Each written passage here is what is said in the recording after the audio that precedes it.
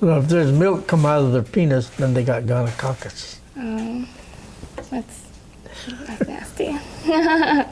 No, that's fact of life. You got to know those things. Yeah. And what are these? These are just went to a county fair one time, and you pose with George Washington Lincoln. This is so That's cute. me, and this is Wizzy Tice.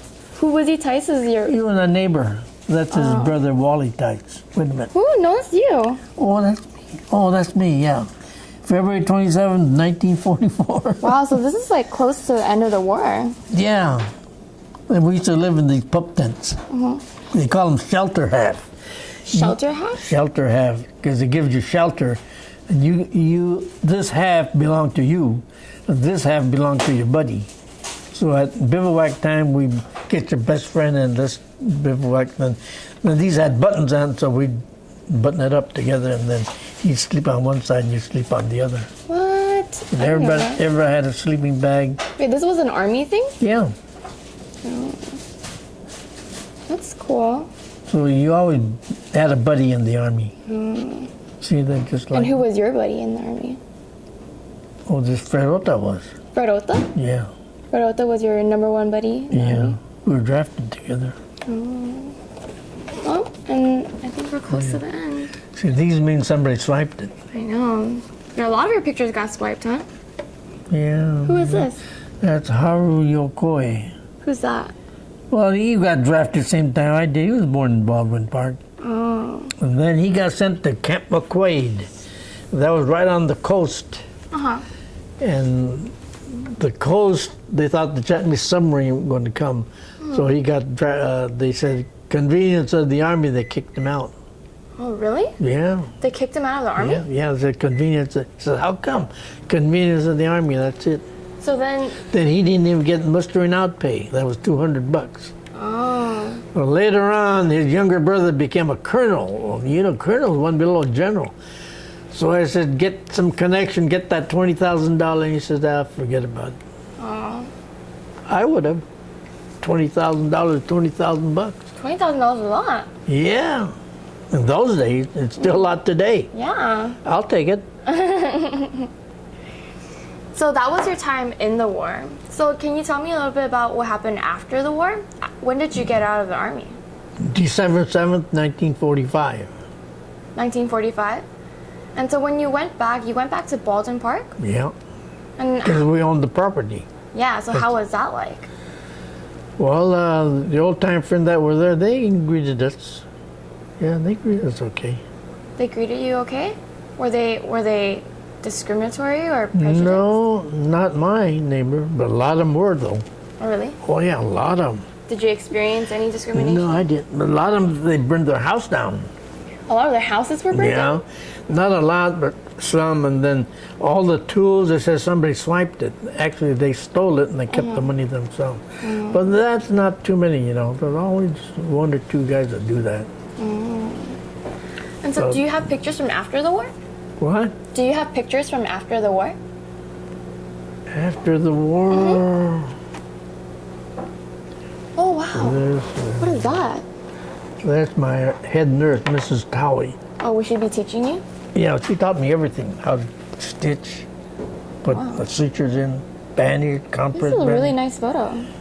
Oh, yeah. That's Did you good. take that? No, I don't know who took that. So this was during the war, wasn't it? Yeah, during the war.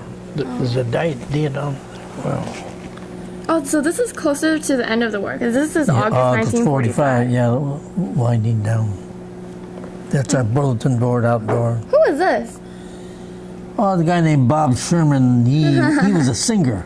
Oh, he was? Yeah, off duty out, he used to sing, and then he used to say, when this war's over, you guys are going to pay $25 just to hear me sing. Everybody gave him the finger, you know. He was just kidding, you know. Uh-huh. He was a Jewish guy. Oh. But that didn't make any difference to me. Were there any other Asian Americans in the army? Like Oh, yeah. Chinese or like Filipinos or? Chinese were segregated. I don't know why, but they were segregated. Oh, they were? Chinese? Yeah.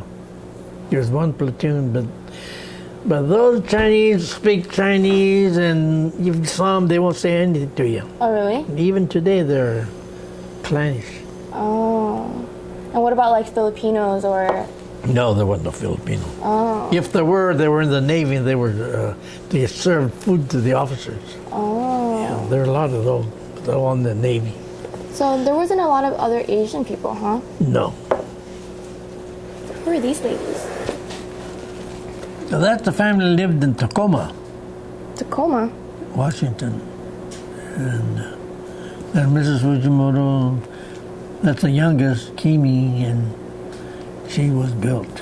There was Teddy Tadaya. They had a cleaners. Oh, uh-huh. And then she didn't go to college because they had no son. Mm-hmm.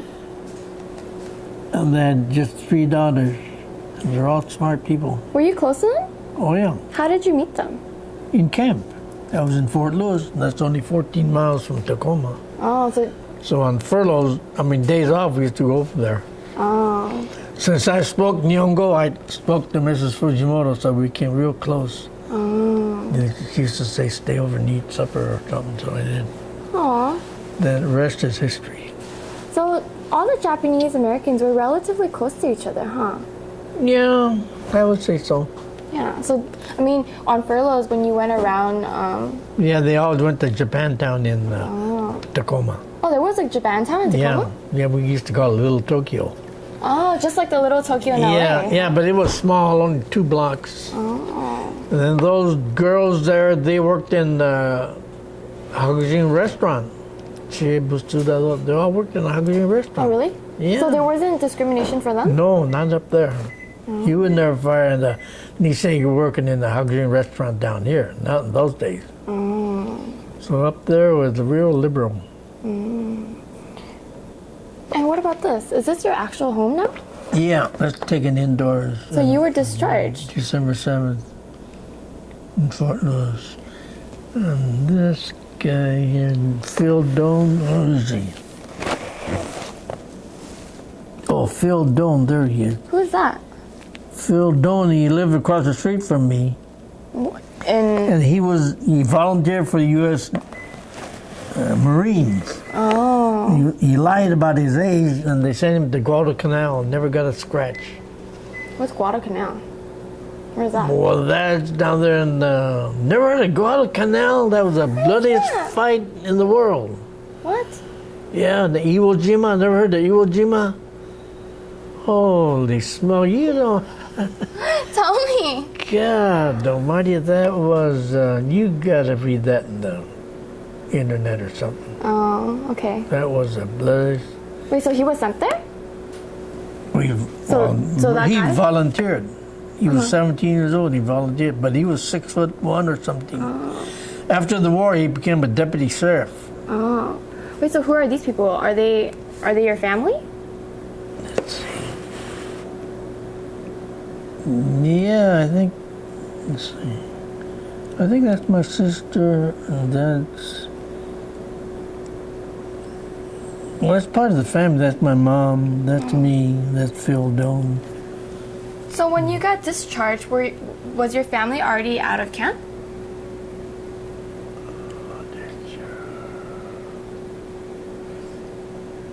No, I don't think so. Oh. I don't know, it's so long ago, but that was the first house we bought. Yoshi bought that for $1,250. Your brother? Yeah, Where was this? In Baldwin Park? yeah, but this was in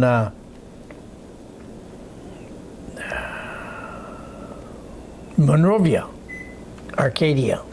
Oh wait, so once you got out, once you were discharged, and your family was discharged out of Heart camp. Mountain. Yeah. So he bought a house in Monrovia. Yeah, Yoshi did.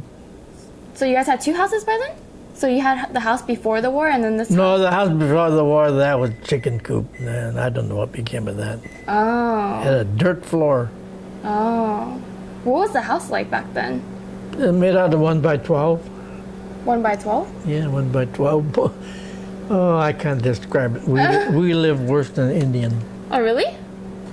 Dirt floor. My brother was 16 years old, and he says, I'm going to get some wood, cover this. So we bought some 2x4s, and stood it up on the end. You know what a 2x4 is?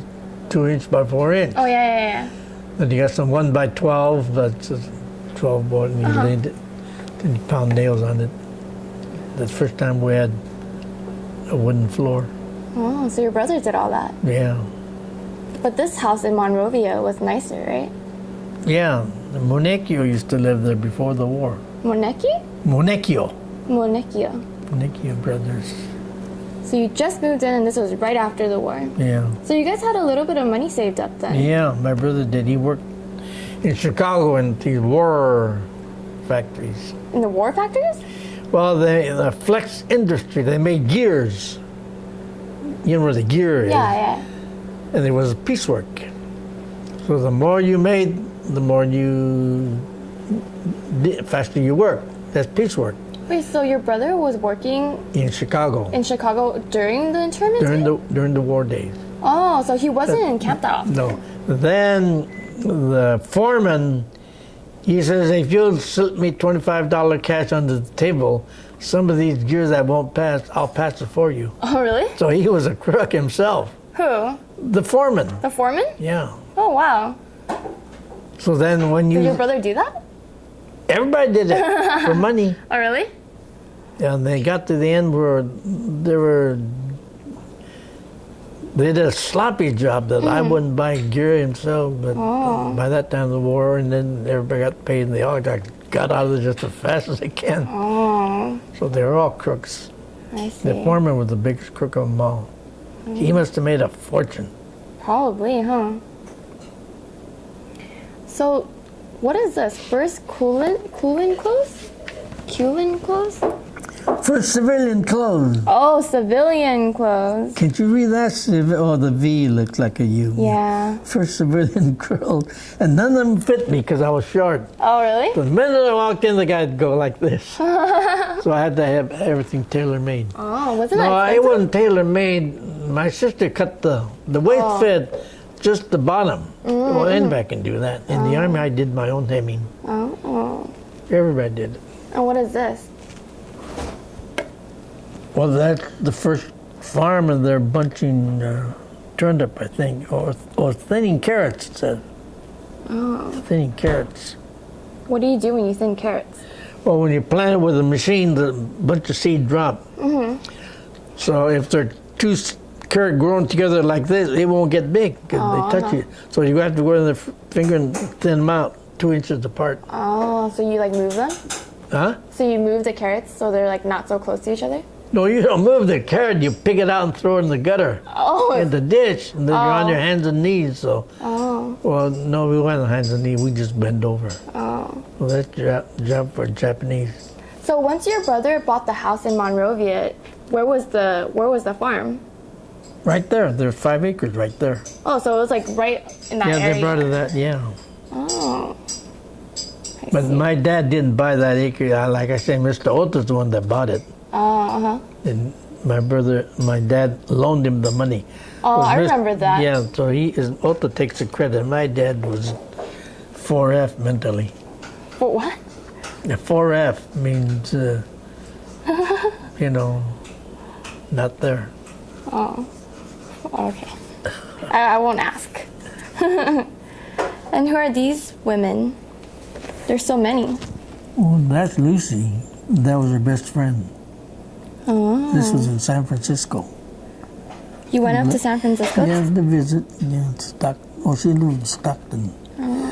Their family, they had 9 brothers or 6 brothers. And then they were big. They owned 1,500 acres or something. Yeah, they were big. They were one of the biggest Yamada brothers. I see. In fact, they donated 10 acres for a grammar school. Oh, really? Yeah, they donated for nothing. They had that much money. Oh. Wait, so when you came back from the war, were you guys going through hard times? Was it difficult to get back up, or? No, turnip price was good. Yeah, $5. Oh, it was good. Oh. So that's Couldn't plant it fast enough. that's more unusual for a lot of Japanese Americans then, right? This is Lucy here. Oh. Because a lot of Japanese Americans probably had a hard time after the war. Oh Right? yeah, they all. If you didn't own your property, they all went gardening. That's why there's so many gardeners. I see. Only the one that owned property went back to the farm. This is you and Lucy? No, this is me and Lucy. This is her. Her best friend? Best friend. She's a San Francisco girl. She still lives there. Oh, really? Aw, these pictures look nice. So when you got out the war, did you have a car? Yeah, we got a car. We kept it. My brother kept it. Oh, from before the war? The Yeah. same car? Yeah, it was a 39 Chrysler. And then there was a Reynolds garage in Covina. So Yoshi went to Mr. Reynolds and said, can we leave it here for the war? And Mr. Reynolds says, well, roll up the window and park it in against the wall. Because these are used cars and they sell. So he says, okay. So by God, he was there after the war, but the tires were down. Oh, So he said, take a tire pump and pump it up, and then drive it across the street and use our own compressor and fill it up. So Mr. Reynolds was a good guy. Oh, wow. So But there wasn't too many Mr. Reynolds. so Mr. Reynolds looked out for your car for you. Yeah. Then he only charged us a couple $100 or something. That was cheap. Wow, that was... Yeah, then he says, use our quick charge. It didn't cost him a penny. Oh, he was a good guy. That's really... So we were lucky. Yeah. That's really different from the other stories of Yeah, other people. I like to tell those kind of stories instead of the negative. Yeah. But it seems like there weren't that many negatives, were there? Were there? Yeah, some of them, they burned their house down, they stole the property, and they said somebody stole it, but actually they sold it and kept it themselves, those kind of guys. Then there was some where their brothers, and then they harvested the strawberry, and the older brother kept it all. Then there are where the older brother says, you three brothers were in it, so we'll split it 3 ways. So there was all kinds of people, good and bad. I see. So I like to tell the bad as good as the good, make it even. Sounds good. And so this was all in San Francisco? Yeah, San Francisco. Did you go by yourself to San Francisco? Yeah, I used to fly up there. At the end, then I used to drive. Oh, isn't this the guy that you said wasn't good? Yeah, he was a gigolo, Ben Omi. He was 5'11", and see how tall he is? Yeah. Good looking women killer. Wow, this is a really nice picture. Oh, this is at Huntington Beach. Yeah, Who is this lady? the Tommy Keon. Well, we all went to school together. Oh. She was very athletic. She was good in volleyball, basketball, all that. Oh. She was very athletic. That looks like a really nice photo. Yeah. Were you really close to her? Yeah, no, brother-in-law. Were Your in-law? Kay married Yoshi. Oh, your brother. So it'd be my brother, be my sister-in-law's sisters would be. But we all grew up together, so we were close. So after the war, This is the oldest Keon. who's that? That's the oldest of the Keons. What's... Oh, There Keon. were 3 brothers and 4 girls. That's a big family. Oh. And so after the war, what your parents retired, Yeah. and then what was your brother and sisters doing? Well, my brother came back to the farm because we owned it. And my sister went to Boyle Heights because she went around with a guy named Hank. So you're And then Caucasian? Hank owned the property. So naturally they went back to Boyle Heights. Oh, what about your other sister, your oldest one? Well, she married Issei and they went to Tule Lake. Oh. And they were going to go back to Japan. Oh, so they went back to Japan? Well, they thought they were, but when the war ended, they changed their mind. Uh-huh. So they're two-faced. Oh. So the sister that went to Boyle Heights, did she marry a Caucasian man, or was he Japanese too? No, Japanese guy. He's a nice guy. I see. Hanky Nuggy. I see. Gonats were better than the mother-in-law. I was a turnip king. You were the turnip king? Yeah, I used to get $5 for each box. And we were harvesting 100 a day. 100 boxes a day? Oh, wow. That's $500. Yeah. Is this at this house? Yeah. No, what? Oh, no, this is at this house. Oh. Yeah. So when did you move out of this house? When did I move in? Move out of this house. Yeah, so when did you move into this house? When I got married. Oh. So 49. Oh, 49. So before that though, you were just helping your brother Yeah. in the farm? Yeah. Did you go back to school or anything? No. Oh look, this is you and a fish. Yeah, that was. Oh, Ben Omi caught. He never fished in his life, and he caught the biggest fish. Wait, is this the player? Or no, is this a different person? No, that's that Playboy. Oh, it is the Ben same? Omi. Yeah, Same Ben Playboy? Omi. He used to come over week or so. Oh. Then when he found out how hard it was, that he says, "I'm getting out of here." Oh, really? Never came back. Oh. He left with a sore back. This is our caterpillar. Oh, the machine? Mm-hmm. Cool. Those things cost $5,000 at that time. $5,000? Yeah. Your family must have been doing pretty well. Yeah, we did okay. Everybody wants to get into the act. If you buy a diesel today, it costs you, I don't know, it's in the $10,000 a diesel engine. Oh, really? But they last forever. Oh. And the diesel fuel used to cost less than gasoline, but today it costs more than gasoline, diesel. Oh. Oh, that's your mother. And your 10 brother. years from now, it'll be electric. Oh, you think so? Yeah. What they'll have is a line in the freeway, and it'll follow with the magnet on your bumper. Oh.